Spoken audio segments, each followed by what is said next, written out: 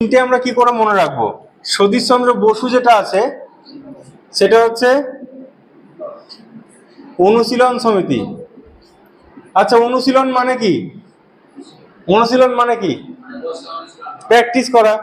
তাহলে দেখ, তোরা মনে রাখবি সাবু খেয়ে অনুশীলন করেছিস, ঠিক আছে?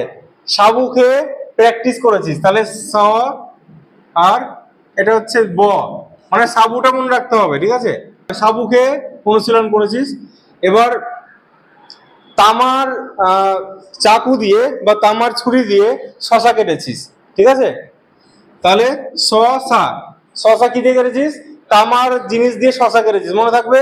তাহলে সামন্ত কি হবে? তাম্রলিপ্ত জাতীয় সরকার, তাম্রলিপ্ত জাতীয় সরকার, সতীশচন্দ্র সামন্ত। আর সামনে যায়, ডন সমুদ্রে সাঁতার কাটে, ডন সমুদ্রের ডন।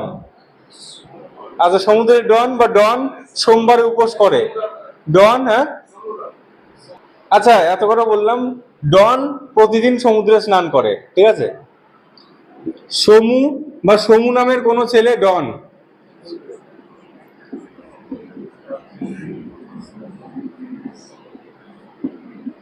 বা ডন সোমবারে উপোস থাকে, ঠিক আছে? ডন আবার শিবের খুব ভক্ত, ঠিক আছে? শিবের প্রচন্ড ভক্ত। ডন সোমবারে উপোস থাকে। আর সাবু খেয়ে কি করব? সাবু খেয়ে অনুশীলন করব। সাবু মানে সতীশচন্দ্র বসু অনুশীলন সমিতি। এটা কিন্তু কলকাতাতে বলছি, আর ঢাকা অনুশীলন সমিতি যেটা বললে তোমরা কি হবে? পুলিন বিহারী দাস, ঠিক আছে? এবার আর একটা বলছি, বীরেন্দ্র শাসমল। এটা কি নামে পরিচিত বলো তো? বীরেন্দ্র শাসমল।